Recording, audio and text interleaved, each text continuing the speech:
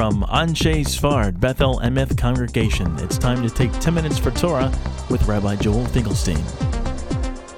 Welcome to our discussion of Parshat Emor, connecting the dots.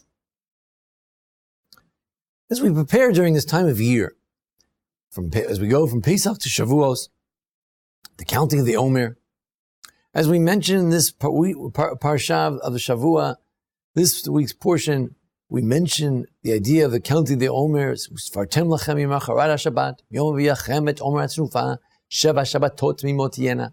As we discuss the actual counting of the Omer in this Parsha,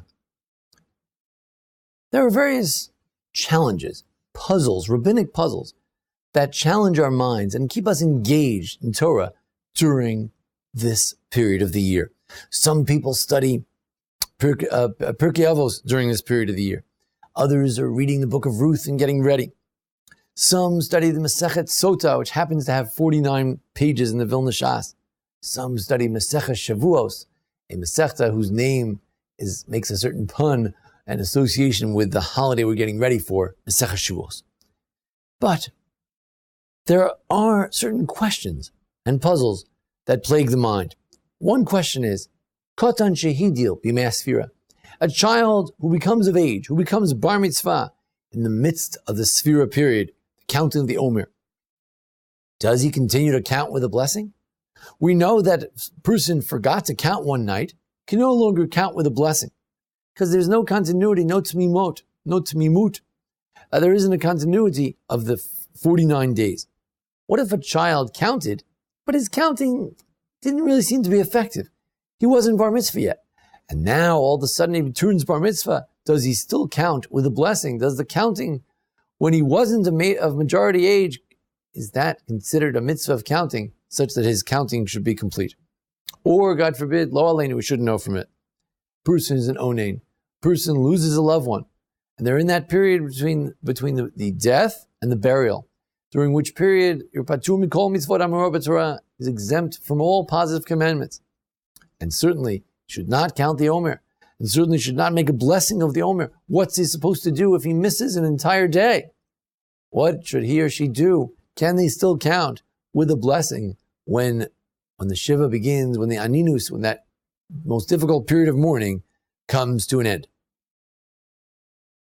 Now everyone knows also that if you forget one day, but at least if you counted during the day, even though you forgot at night, then it's still okay. How does that work? What does that mean? Our Soloveitchik analyzes these and other questions based on a very simple analytic formula, and that is that there are two aspects of counting, two ways of counting. One is the mechanical aspect of counting, mechanical, mathematical counting, 1, 2, 3, 4, all the way to 49. There's a second aspect of counting, and that is the mitzvah of counting.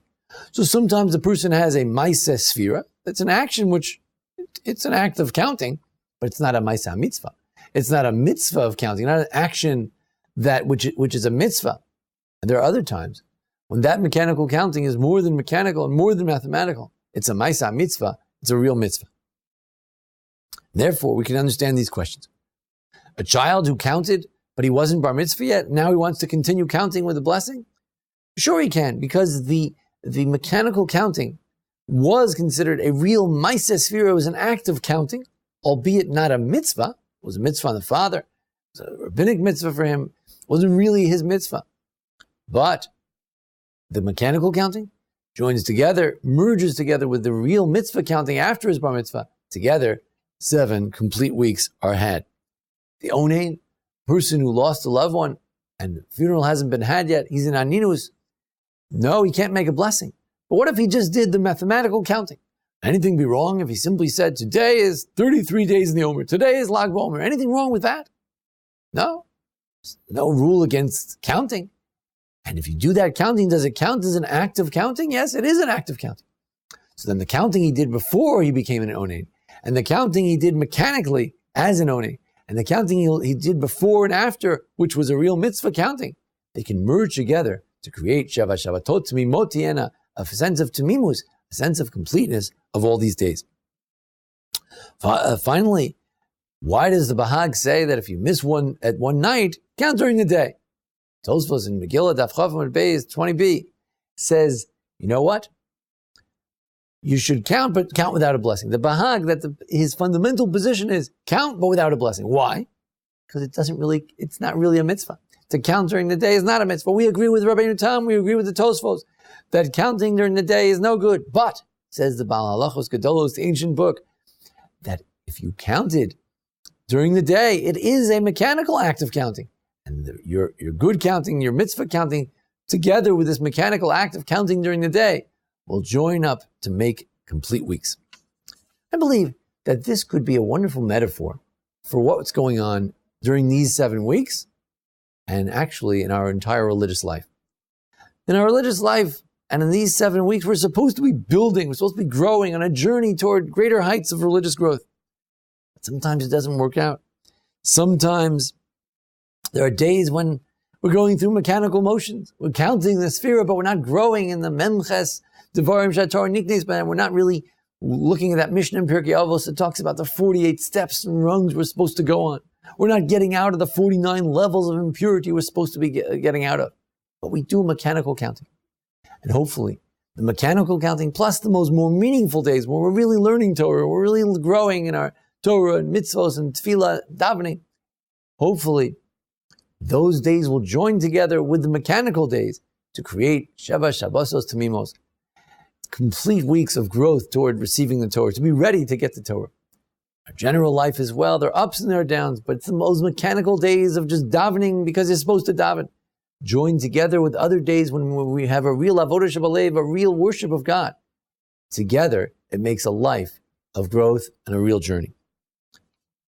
This week, we celebrate Lag BaOmer. Lag BaOmer is that turning point where we go from perhaps what was more mechanical, perhaps what was we were counting, but so far away from Shavuos.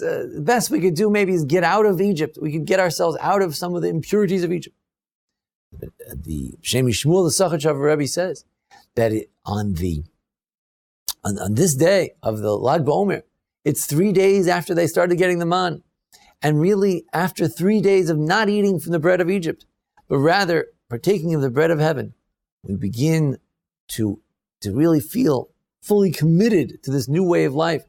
And from that day on, we begin to hear the winds of Shavuos, the winds of the receiving of the Torah.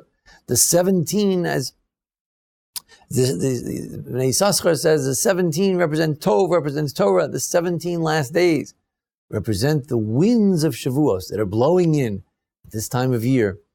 And it's time to stop being mechanical in our worship of God, to make it real, so that we can hopefully be worthy in several weeks of receiving the Torah once again. Thanks for joining us for our discussion of Parshat Emor. Join us each week for our various discussions of Parshiot, holidays, as they come up. Thanks to Jason Leftwich for his technical assistance. Join us again each week here at Anshe Sfard Bethel Emeth Congregation. Thank you. This has been 10 Minutes for Torah with Rabbi Joel Finkelstein. To learn more, visit ASBEE.org.